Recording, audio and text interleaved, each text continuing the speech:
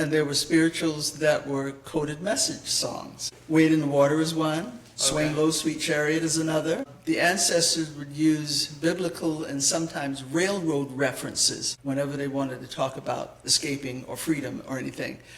Canada was referred to as Canaan, home, promised land, or heaven. The Underground Railroad, it was called a chariot. The stops along the way were called stations, and the guides were called conductors. And Harriet Tubman's, she was referred to as Moses. Swing Low Sweet Chariot, that means it's that chariot's coming close. It's coming close, coming for to carry me home. That doesn't necessarily mean heaven. That means Canada, that might mean Florida. Wade in the water. One of the ancestors was escaping. Of course, they'd send the dogs out after him. So what they would do is go to a body of water and stay in that water. Just get down in the water, because the dogs can't find a scent in the water. They would wade in the water. Now, I didn't tell you that there's leeches and alligators and all kinds of things in that water. But escaping from slavery is something that's foremost on your mind. You're not even thinking about the alligators. You just want to get out of here. This is kind of what I like about how the ancestors related to God. They could be angry, they could be happy, and they said what was on their hearts. And this woman is mad at God and wishing she was dead. Lord, how come me? Lord, how come me? Lord, how come me? I wish I'd never been born. When you get to the part that says, they sell my children away, Lord. They sell my children away. They sell my children away, Lord. I wish I ain't never been born. Then it starts to, okay, that's what happened. The children were born and given away like puppies.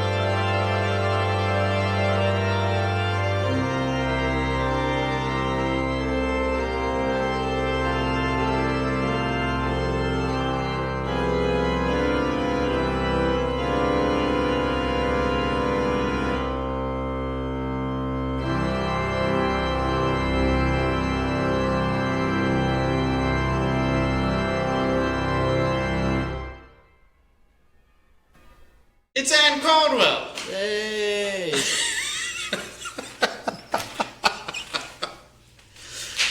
This is only, 2 hours that I've been trying to set up this audio setup because you didn't want to use your laptop, but here we are. I don't know how to use a laptop. I'm just barely learned how to use a microwave oven. Are you kidding me? I'm slowly becoming a professional audio engineer thanks to...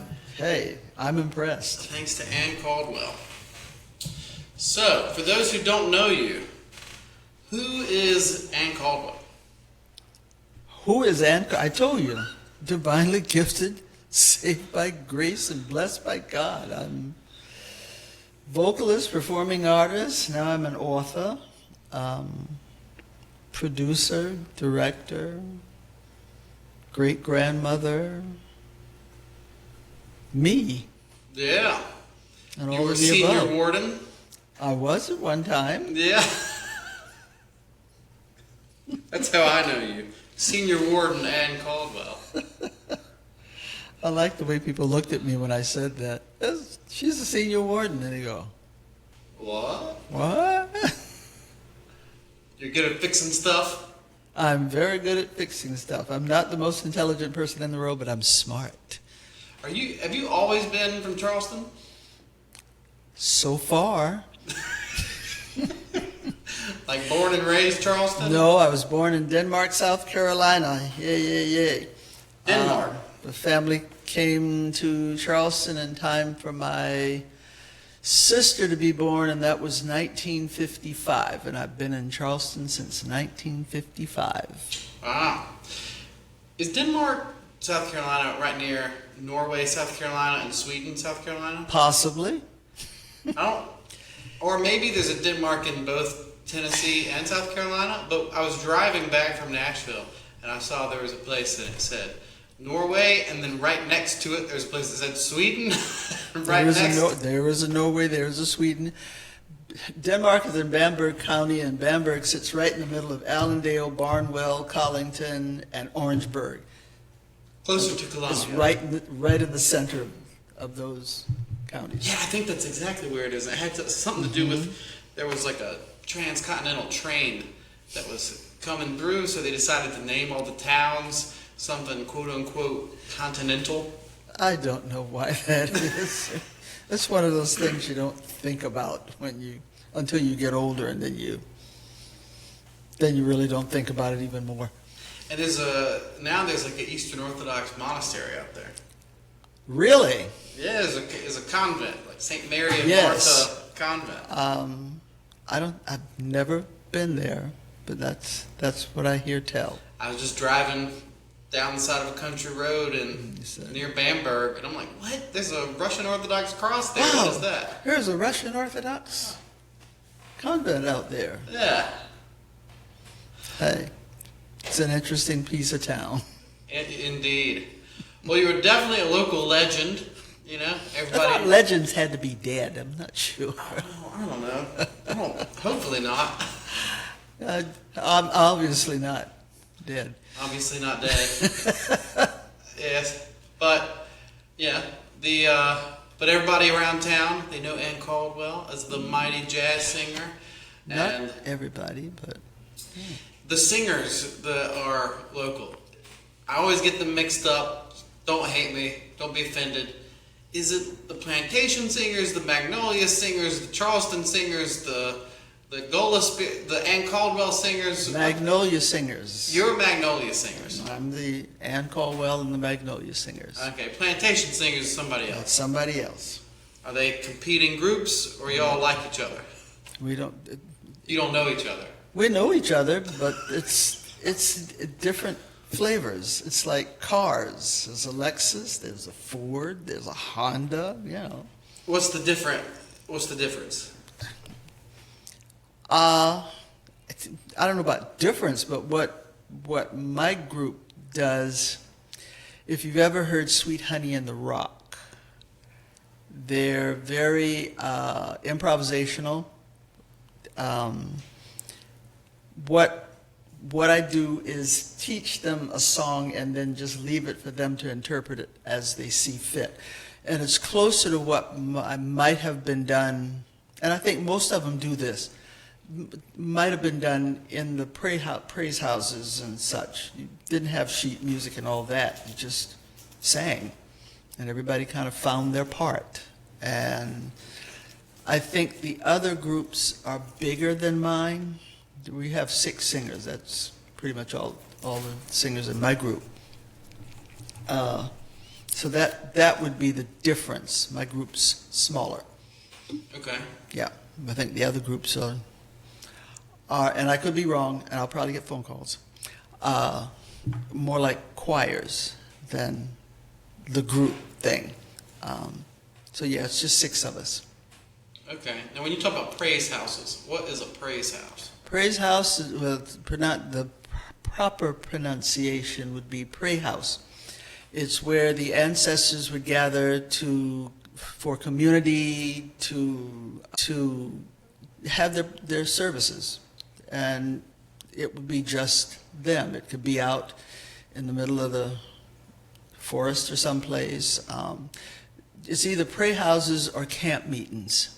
And the camp meetings would be kind of out the rural parts, and I'm probably not saying that right, where the pray houses would be buildings, Mm-hmm. and the camp meetings would be further out in the middle of virtual, almost no nowhere. It would be done outside. And what time frame are we talking about? Hey, hit that like button.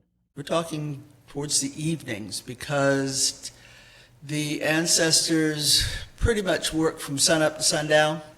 So their services were held at night because that's the only time they could do it. And what century? What century? We're talking, oh gosh, 16, 17, 1800s. Okay, so this is like pre-emancipation. Mm-hmm. Okay, so when you talk about praise houses or pray houses and camp meetings, this is before slavery was ended. No, it's pretty much after slavery was introduced to the... Right, before it was ended. Yeah, just before it ended. Okay. Yeah. So that's why it's not like AME or it's not like it wouldn't be a definitive denomination. No. Okay. No. It was how they expressed themselves. It was their time for them. They could worship as they saw fit. And I'm sure they introduced some of their cultural nuances with it. The language. And the language was developed as a result of all the different tribes coming together, because there are those who may think that all these tribes spoke the same language. They did not. So they found words that were common to each group. And they developed the Gullah language, which was English-based Creole language. It's a combination of English and African expressions. Okay. And that's pretty much how they communicated. Even the slave owners' children, they would, could have been their first language because they were kept by the ancestors. So they would learn that, they would go to church with them, they would be around them, so they'd hear this language, which is pretty much how, and I don't speak it fluently, there are those who do, but I've heard relatives speak it, use different terms. Yeah, not like they would have done in normal, everyday conversation. I worked with a group called the Lowcountry Legends, and that's basically where I started kind of recalling some of the stuff I knew and learned some stuff from Clay Rice, the silhouette artist who spoke it. So stuff like sing for the element, punt up the sky, sing for the live was stand so high, sing for the peoples working the ground, yeti the music, pledge room the sound, yeti the music, you hear the music. So I would hear my aunts and uncles speak in a Gullah, I would say patois, but there are those who speak it very well. But and it's sort of both a language and sort of an accent, right? Because I've heard something.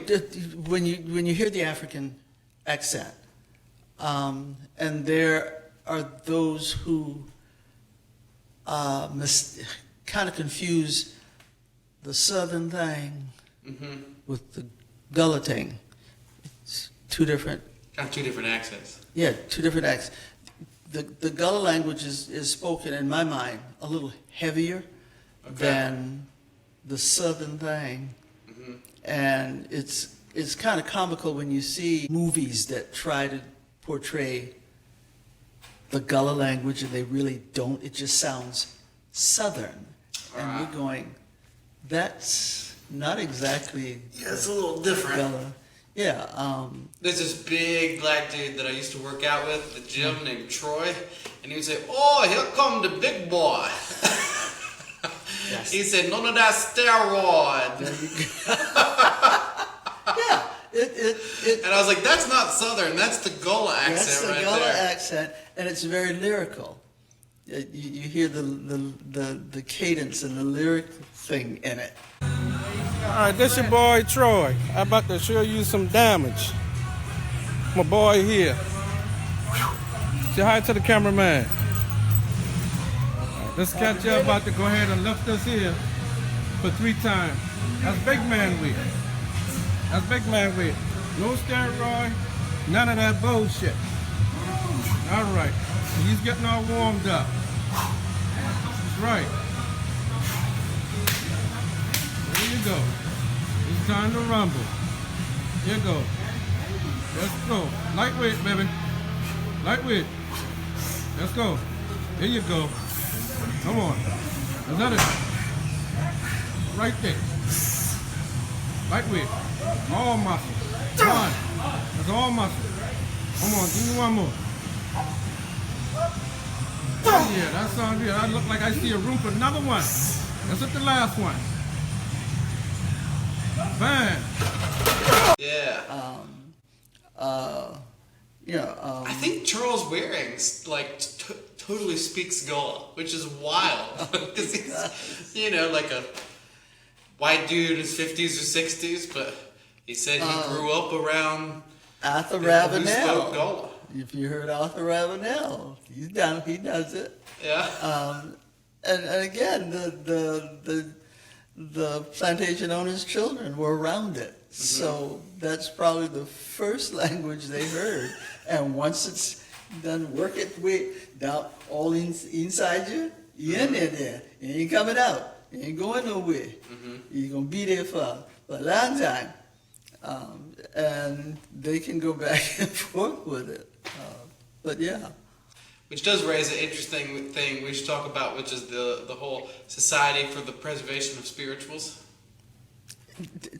I have no issue with that because I know where they get it from. Yeah. If you sit and you watch carefully, you can tell, okay, the movements might not be as fluid and as easy going, but you know where they got it from.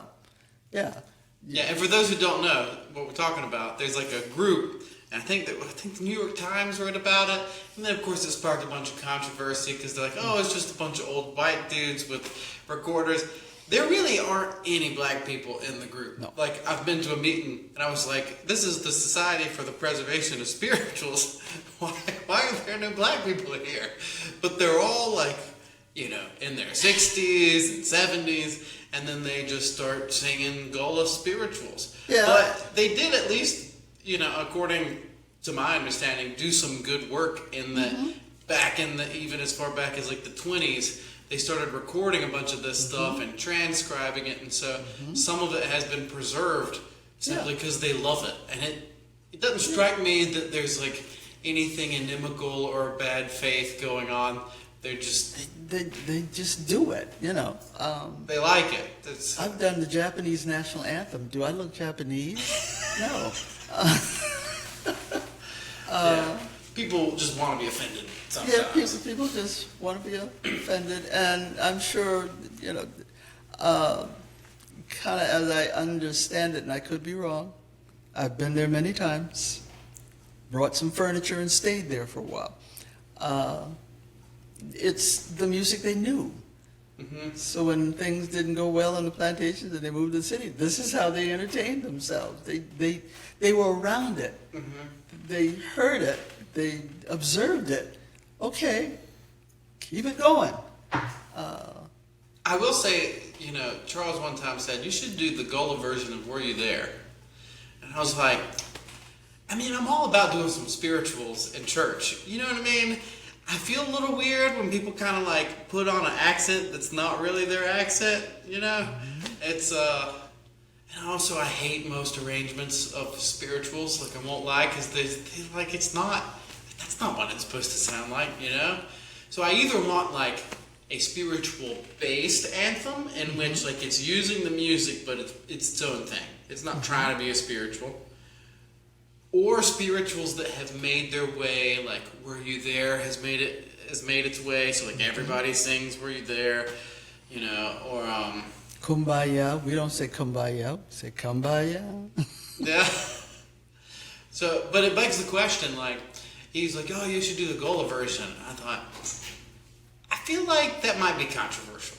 If I tried to get all of the whole choir of St. Michael's to feign a Gullah accent and try to teach them a Gullah accent, how does Ann Caldwell feel about that? Is my intuition correct? It's a language. So Right. their words in the language. It's like Italian, it's like German, it's like a lot of languages. You're going to use that patois, that the way that they. So you think it'd be fine? I should totally break out like a Gullah spirit. You're talking to me now. Well, I'm talking to Ann. Yeah, I don't talking care to what me. other people think. I want to know what Ann Yeah, Caldwell. I have no problem with that. Hello, everyone. Would you please consider supporting me on Patreon? I'm really enjoying making this podcast as a means of having interesting conversations with people in the arts and those who are interested in promoting beauty, especially in the liturgical arts. But I'm also doing this as a means of trying to help support my family. So if you would prayerfully consider supporting me on Patreon, it would mean the world to me.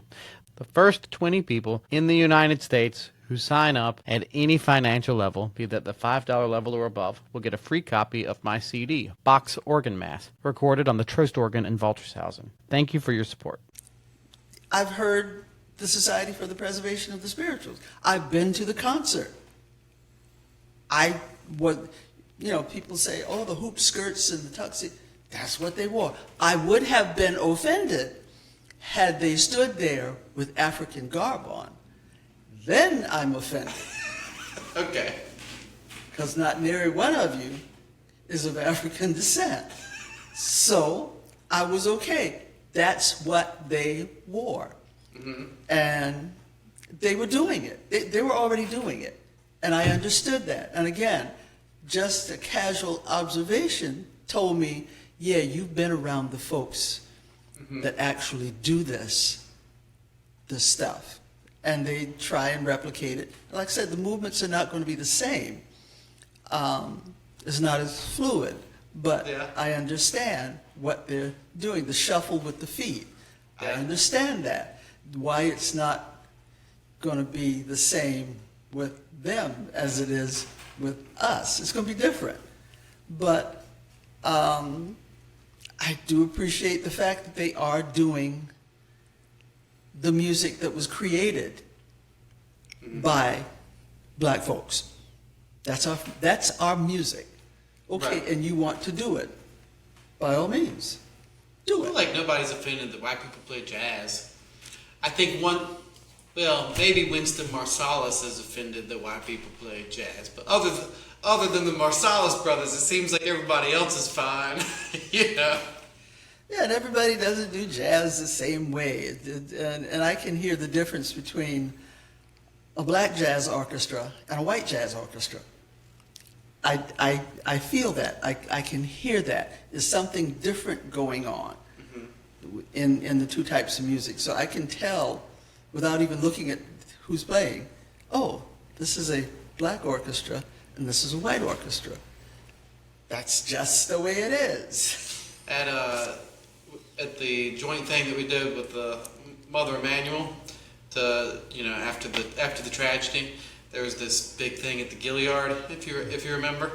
There was like a joint service, and then all these churches came together. But I was tasked to work with the music director from Mother Emanuel to do the music. So I brought some of my band, and it was cool to see like some of our choir singing with some of their choir, and some of these older ladies that just totally looked out of place, but it was all love, it was great. And so I brought Hamilton to play the bass. But the drummer was from Mother Emanuel, if I'm remembering correctly. And the guy turned around and he's like, man, I could have swore you was a brother. And Hamilton was like, this is the best compliment of my life. I've never been complimented so much. Yeah. Yes. Yeah. But as long as I think I don't think I know this, that the Society for the Preservation of the Spirituals gives credit to the black folks who composed the music. You Yeah. can call it compose, because that's what they did. So yeah, as long as credit is given to who credit is due, I have no problem with it. Just don't show up in African garb. Yeah. You'll be fine. Like the politicians when they were doing that. It's like, Yeah, a little cringe fest. Now, what differentiates Gullah spirituals from other spirituals? Is it just its own language, its own people group, like... Spirituals, see, they call it Gullah spirituals, but it's the spirituals. Mm-hmm. It's... but there's definitely different something to it, right? I've never heard anything else referred to as the spirituals. The spirituals is the music of enslaved people. Mm-hmm. If you listen to it, because they did not read or write the language they were forced to live around, so the music pretty much described what they were seeing, what they were experiencing. They call them spirituals because of the deep spiritual feelings that they have. Most of them are going to be about God, freedom, enslavement, bondage. They're going to talk about that. So that's kind of going to be the base of it. I just mean like Gullah is like a language that's Gullah is the language. primarily in the Low Country. Yeah, right? the Lowcountry, Georgia, Florida, I think it even, Maybe goes up to North Carolina. Yeah. It's the language. We've been singing, Mahalia Jackson's been doing the spirituals forever. And then you go back and you realize, well, I go back and I realize she's doing the spirituals with kind of a jazzy flair to it, although you could never get her to do anything secular. But her rhythms are jazzy when you go back and listen to them. So I guess you could almost say the spirituals are kind of like jazz. And I'll rethink that thought in a minute. I think it was Jack McCrae that says you can take any music and turn it into jazz. And some of the spirituals have had that done. Mm-hmm. Wade in the Water has been done by the Ramsey Lewis Trio. And quite a few songs have been turned into jazz. I did an entire, I guess you could call it jazz concerts using the spirituals, but I patterned it after what Mahalia Jackson was doing. Mm-hmm. So she had that. It had that jazzy, bluesy thing going on. She might have said, I don't know, but that's what was happening with the spirituals. And you can do that with the spirituals. And have done. That's what she was doing. You know, she had a great piano player. I can't remember her name right off, but she was doing spirituals with an orchestra.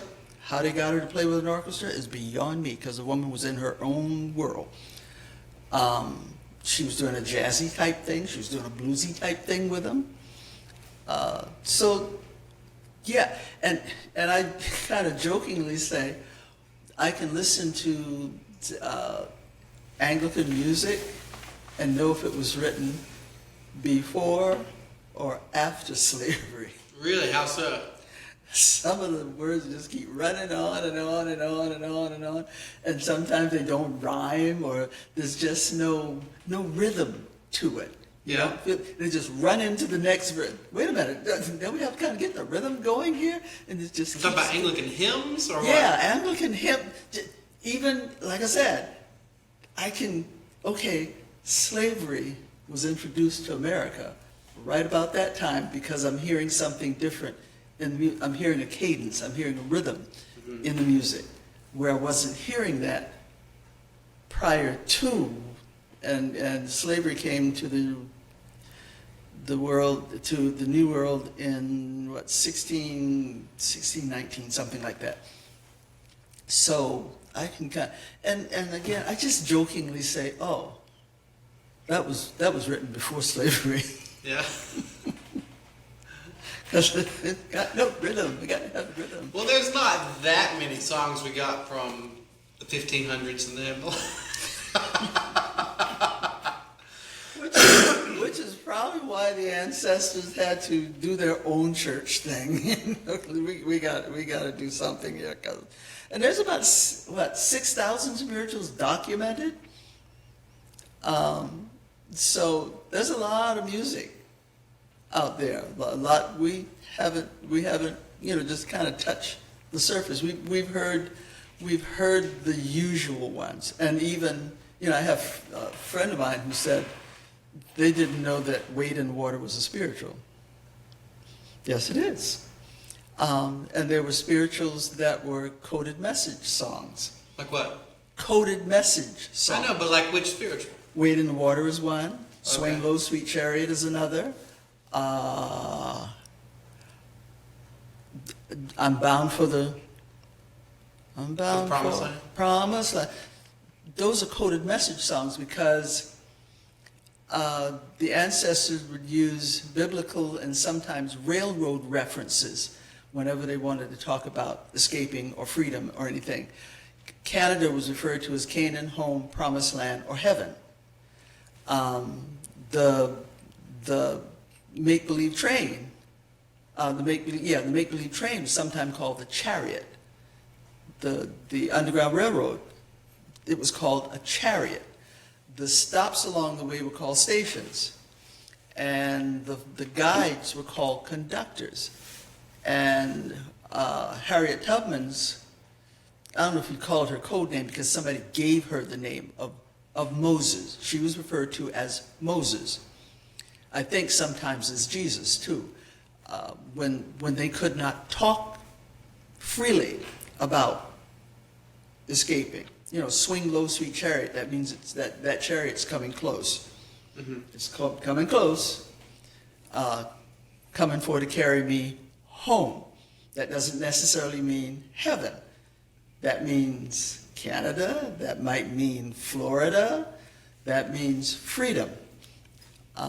So yeah, they were coded. A lot of the songs were coded message songs when they wanted to talk. Wade in the Water. Whenever one of the ancestors was escaping, and it was discovered that they were missing.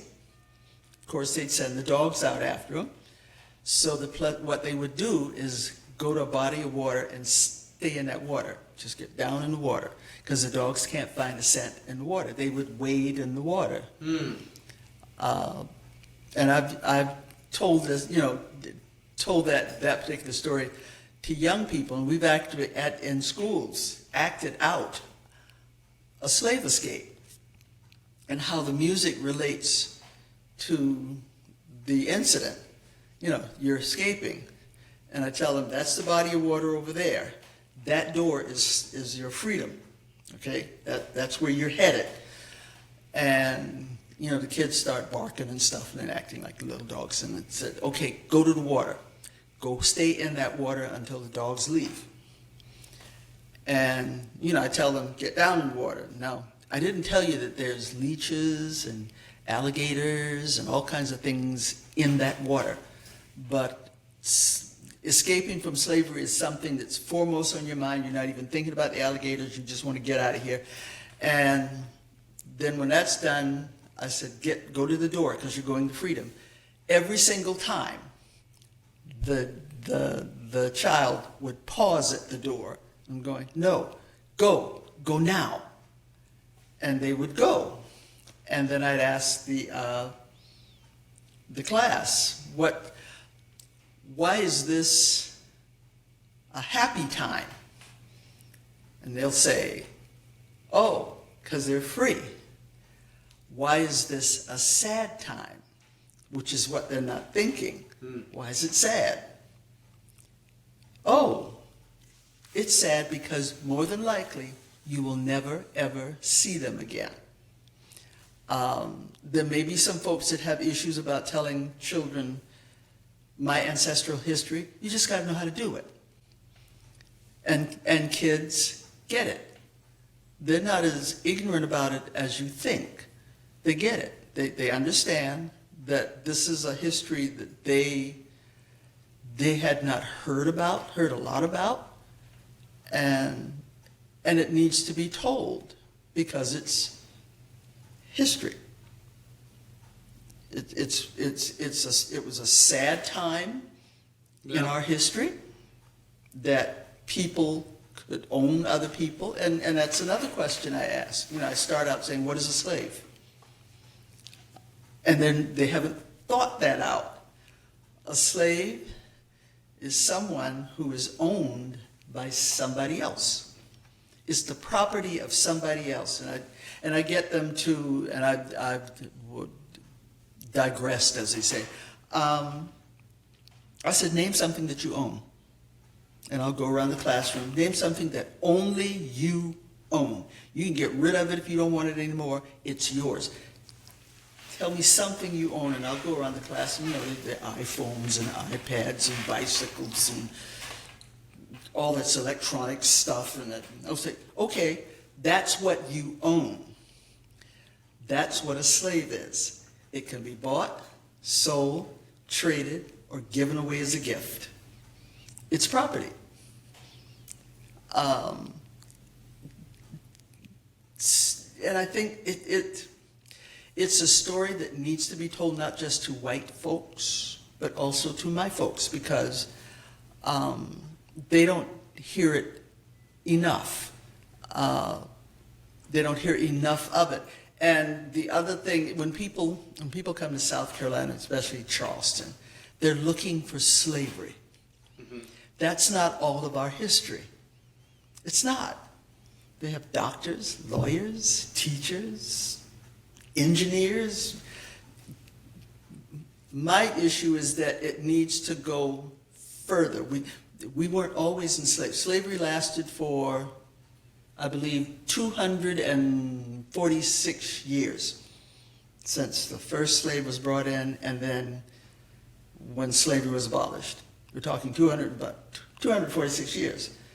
Other stuff happened after that. Stuff was happening in between. Enslaved people built most of what you see around you when you come to Charleston. Talented people, creative people. And again, they went on to do other things. And I think that's kind of the sore part for me when people come here, and that's all they're looking. Where's the slave museum? Okay, we'll show you where that is, but you need to go over to the International African American Museum and some other places and see their creative contributions to America, period, to music, art, theater, medicine. Hey, when we were coming up as children, we had something called Life Everlasting Tea.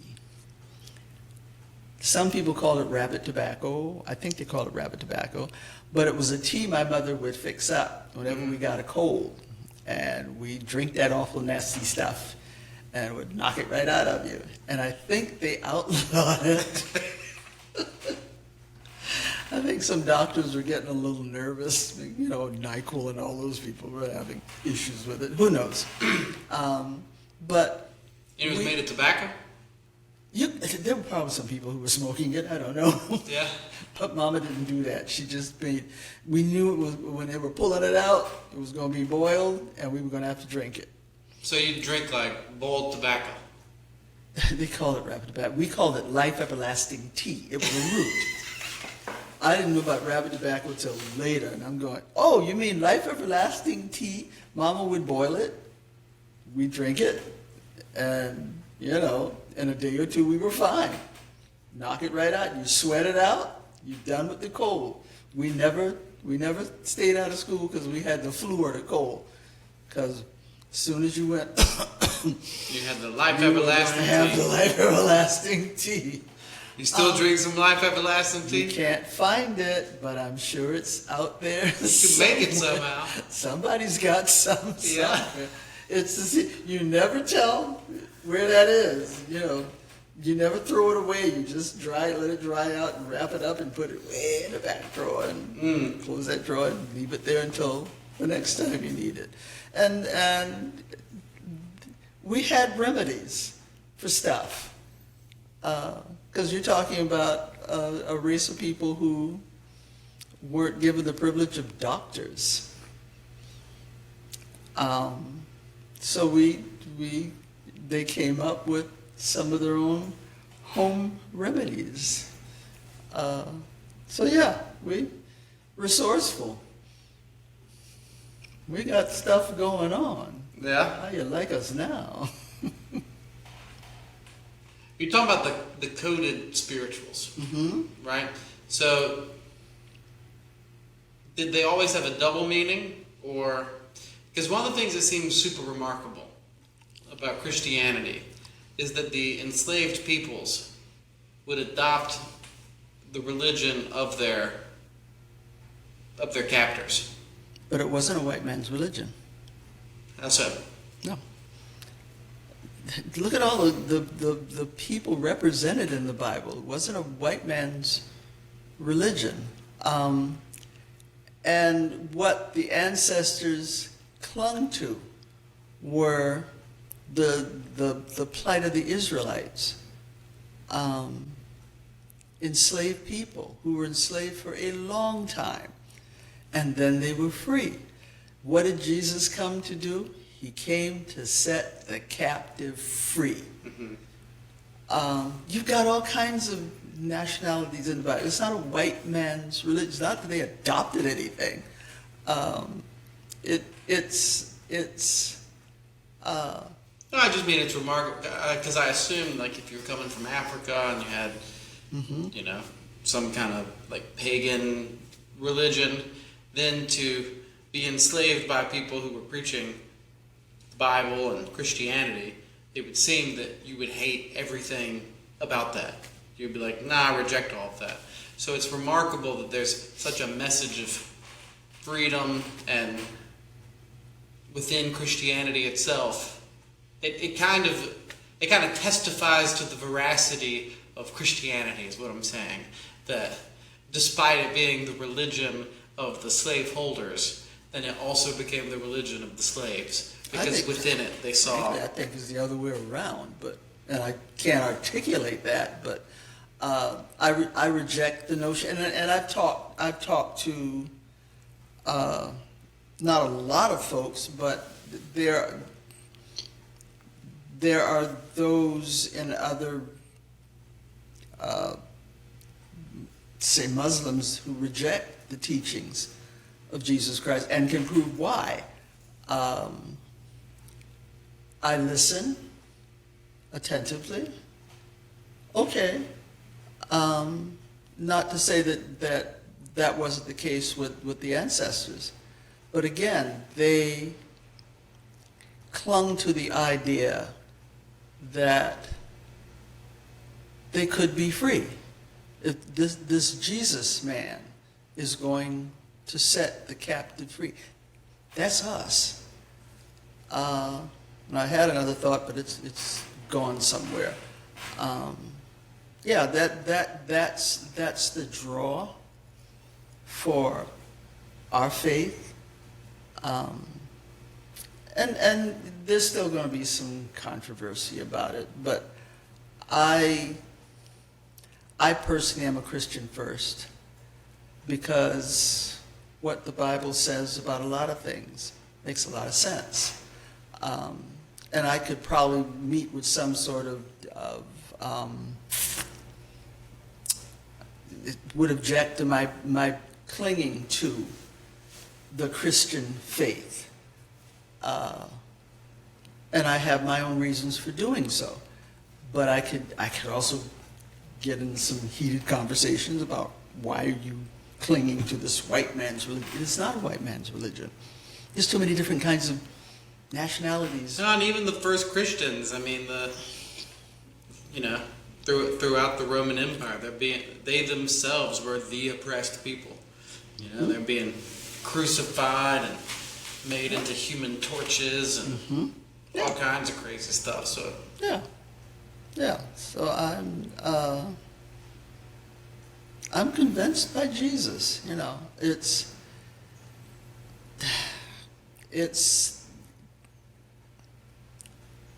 and I don't even see it as a religion per se.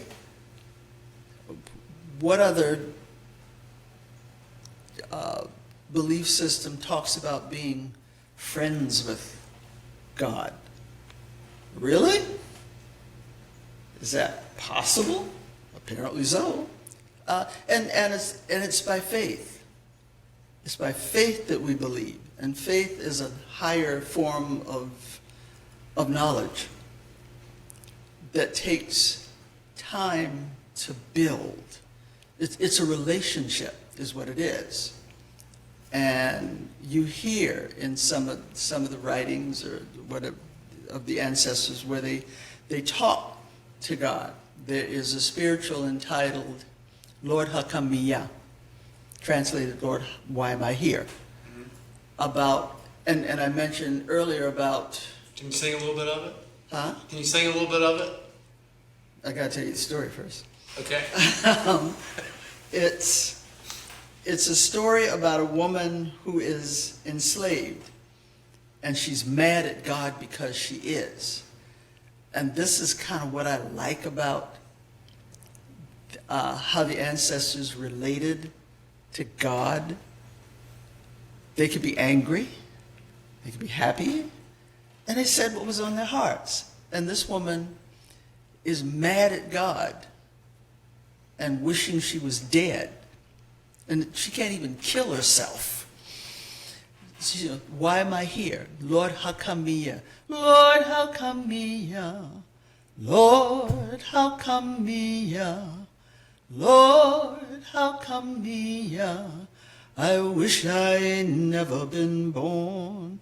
And I sang it for a group at a library, and I sang different songs, but that was the song that made the biggest impression on their minds, especially the women, when you get to the part that says, they sell my children away, Lord.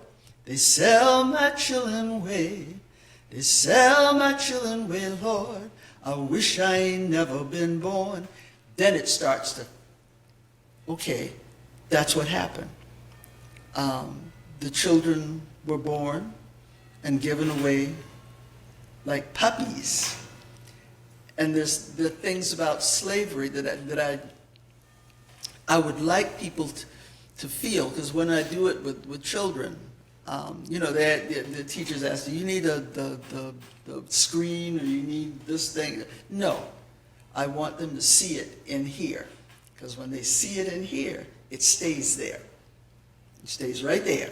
It doesn't go anywhere. It's not on the screen behind me, and I don't feel like fumbling with a thing. What I don't want that. I want them to hear it. I want them to see it in their minds, what slavery is. I think sometimes we sanitize it when we shouldn't. It was horrible. It was horrible. Yes, families got torn apart and never seen again. And the music does that. The music affects people, and I think it affects white folks more so than black, because we've lived it. We've lived it. We know what this means. We know what that song means. And it's our stories. I would even venture to call the spirituals our stories, because if you listen to them, they're describing. That song, Lord, How Come Me Ya, is describing something. It's describing an emotion. It's describing a woman perhaps on an auction block. And just the whole idea of slavery goes through your head and lingers, and you hear this song. You know, they treat me so mean here, Lord. I wish I ain't never been born. This woman is in anguish. And you hear, and I do that deliberately. especially when I get to the part about sell my children, where I go into as much anguish as I can find, because more than likely they had the child for a while, long enough to nurse, and then they take the child away. They're gone. And here's this woman whose child has been taken. And more than likely, she will never see that child again. And the anguish of that, I want people to feel the spirituals. When some folks sing, Kumbaya, Lord, Kumbaya, we don't sing it like that. We want God to come. Kumbaya, Kumbaya, my Lord, Kumbaya, Kumbaya. And you hear the rhythm. You hear the African rhythm in it. That's our music. In spite of the drums and stuff being taken, and you've heard that story, it didn't stop us from making the rhythm. We just got the rhythm, and got the groove. we call it the groove. But you hear that rhythm when it's done in the praise house. And I've heard relatives say, sing myself happy and shout my sorrows out. That's what they did in the prayer house in the camp meetings. They could shout, they could sing. And I jokingly say the reason they had to do that is because they didn't have any Prozac or sedatives or anything. That's what they had to do during their services. Just get it out. Just holler, scream, shout, dance, stomp, clap your hands, whatever you had to do. And what the irony of that is when they were through doing that, they had to go right back to the situation that caused the anger to fill up. And they were working hard labor from sun up to sundown. And then they still had their work to do when they got home. And they still had their prayer services, which could last from the time they finished working until the next morning. Now that's what I call a prayer service. Yeah, and I've been to prayer services out on, I want to say James Island, where a service 3 or 4 hours long, and you never feel it until you're done. I was talking, you asked who that guy was on my computer because the thing was showing up. I said, oh, that's from my Ethiopian Orthodox interview I did. And he told me that in Ethiopia, in this one city of Gondor, that 26 out of 30 nights you could find an all-night vigil. And I'm like, what's an all-night vigil? And he said 8 p.m. till 10 in the morning. I'm like, what? And you don't feel it until you look at it and go, oh my gosh, it's 10 o'clock. So it's an interesting similarity between here and there, two completely different Christian traditions. And yeah, it would do that. Even now, I jokingly tell people, my group does, we haven't done it in a while, a lesson in spirituals, where we more or less teach people how to sing the spirituals. And I jokingly say, now you will find out why black people stay in church so long. Because we're singing. There might be some preaching, but for the most part, it's the music, and it can go on and on. And you have to be there to see this happen when somebody starts a song. And that song just goes on and on and on and on and on. And sometimes it might come to an end, and you kind of feel in here, it's not over yet. Somebody in here still needs to have more song. And somebody will start the song up again. And you sing it, and you'll sing it and sing it and sing it until you sung out. It doesn't matter how long that takes. how long that song can go on and on and on,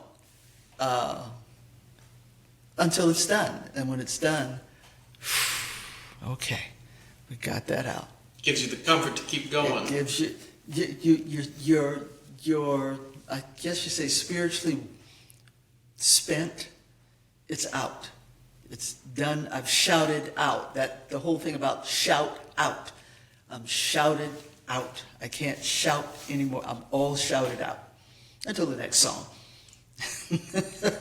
And it doesn't matter how big a group it is, or you just know somebody's not finished with this yet, and you just keep on until finally it's kind of evident that, okay, we shot out. Let's move on. And that's the medicinal part of the music. Mm-hmm. It served a purpose because we had to shout, we had to sing it out, get it out, and we could, and some of the music was used to make fun of the Christian slave owners. Everybody talking about heaven ain't going there, heaven. And you can say, they're not paying attention to what we just said. I got shoes, you got shoes, all got children, got shoes, my Lord. And then there's that When one they get line. to heaven, gonna put Put on on shoes. shoes, gonna shout all over God, heaven. Heaven, heaven. Everybody talking about heaven ain't going there, heaven. And they'll go right over their heads and say, what did you say? Doesn't matter. That's a good spiritual. That is. I like that one. I got shoes, you got You got shoes. shoes. All got children got shoes. It was talking about, it's the stories of our lives in music. You know, there's some folks of the African persuasion that I don't want to sing them slave songs. Yeah, that's who created them. And they left us that legacy to let us know what they saw, what they did, what they experienced, their sorrow, their joy, their anger, all of that. When you talk about 6,000 spirituals documented, that's a lot of storytelling. And that's what the music does. It tells our story. When you talk about the Society for the Preservation of the Spiritual, they're telling our story. Thank you very much for telling our story.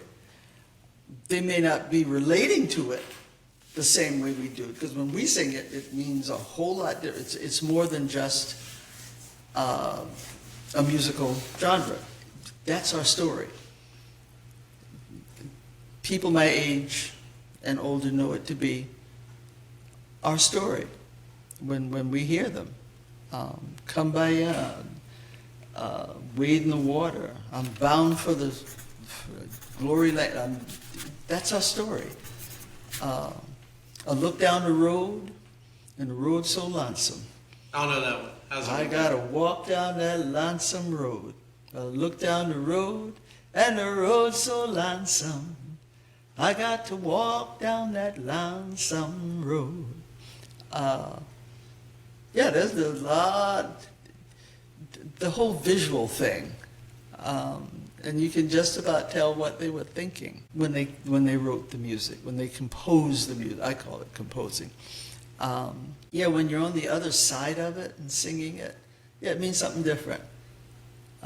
It's our music. Hello, everyone. At this point, it starts to get a little political. Sort of couldn't help myself. I was having a great conversation with my friend Ann Caldwell. And so we get into some various topics, from racial issues to the police, to the Confederate flag, to statues of Confederate war generals. And so it gets a little spicy. Maybe it's a little too spicy for YouTube. I'm not sure.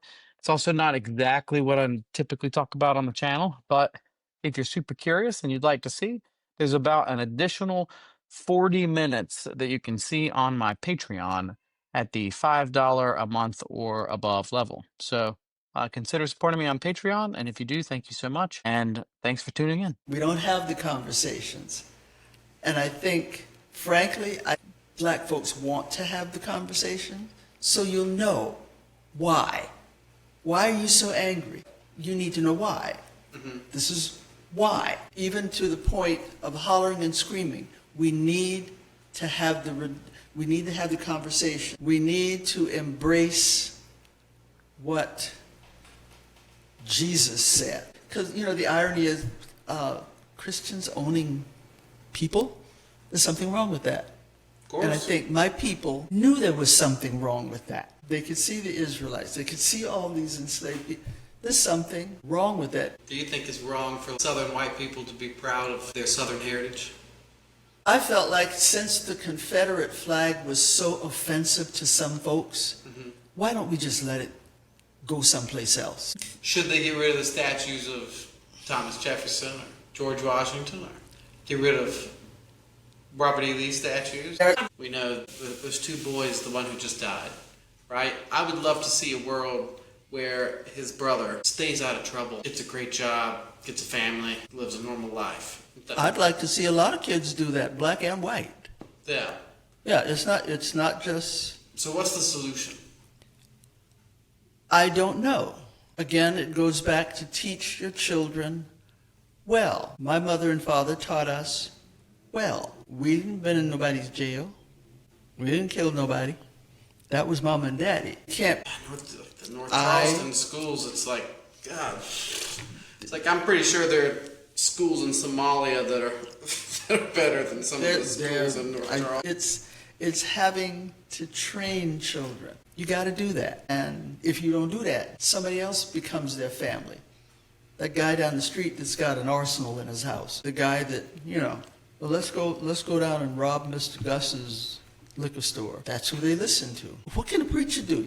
First of all, they have to be there. Right. If they're not there, they don't hear him. And I think a lot of churches now are teaching prosperity instead of how to live. Where mama used to take us to church. If you weren't taken, you were sent. And you stayed there until it was Sunday school, whatever. We had to sit in the front row. You better not be chewing gum or talking. That doesn't happen. In my mind, it's not happening. And if a cop stops you, keep both hands on the steering wheel. And it's not that I am afraid of this police officer. I'm going to take the control, not you. I got mixed feelings on cops. I'm not going to lie. Part of me wants to back up the cops and be like, the cops aren't always bad. They're doing the best. Not all. I also see the cops going in during COVID when people were not supposed to be worshiping in their churches, and then they take them out of their churches and they arrest them because they weren't wearing a mask or something like that. Bless the women whose names are actually Karen. It is a bad time to be named Karen. That's a bad time to be named Karen. It's a great. There was one famous mobster, I think it was John Gotti. Anytime someone would come to visit him, his wife met them first, and she would serve them tea. And as soon as those kids were given cell phones, that was the end. There was nothing I could teach them because they had the world in their hands, and they could watch anything they wanted to. I was in school before the Civil Rights Bill was signed, 1965. And my mother and father kept us well. They kept us safe. We didn't know about stuff until we got older. The whole segregation, and, sitting in the back of the bus was just something we did. You just got on the bus and went straight to the back. We didn't know a whole lot, and as I think about it, ignorance at times is bliss. But we don't have much bliss these days because all the information we can get is held in our hands. Give me news.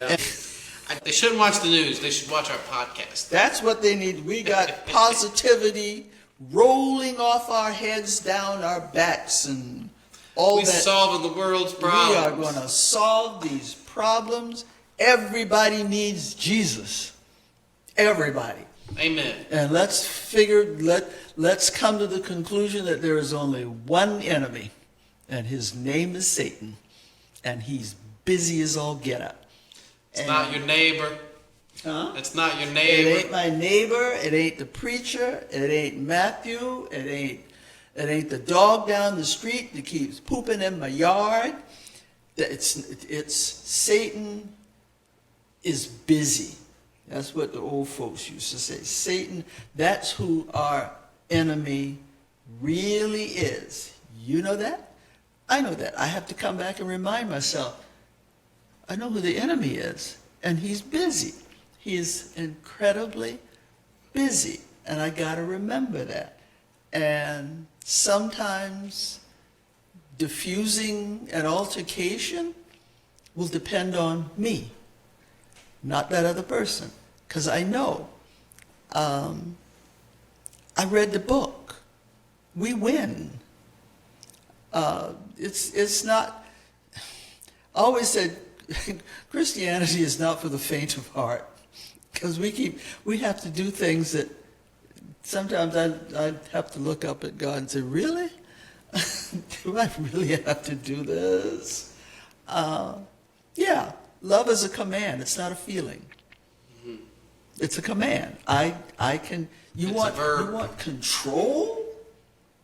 Okay, follow some of the stuff. Love thy neighbor. Love, joy, peace, patience, kindness, goodness, faithfulness, gentleness, self-control. All that is in me. I can do this. Some days are harder than others. And thanks be to God, I can be forgiven for some of my stupidness and my sinfulness. And I hate to have to go, but What? I got another meeting. And my wife is calling me. She's probably, I don't know, she's cooking fish or something. Everybody, Thank you, Ann. we all don't like somebody. I might even get home. Who knows? What is home? Do you like Bach? I know you like Bach. You should buy a copy of my CD, Bach's Klavierübung Dritter Teil, at the Waltershausen Trostorgan, which you can purchase on my website, MatthewWilkinson.net. There is a link below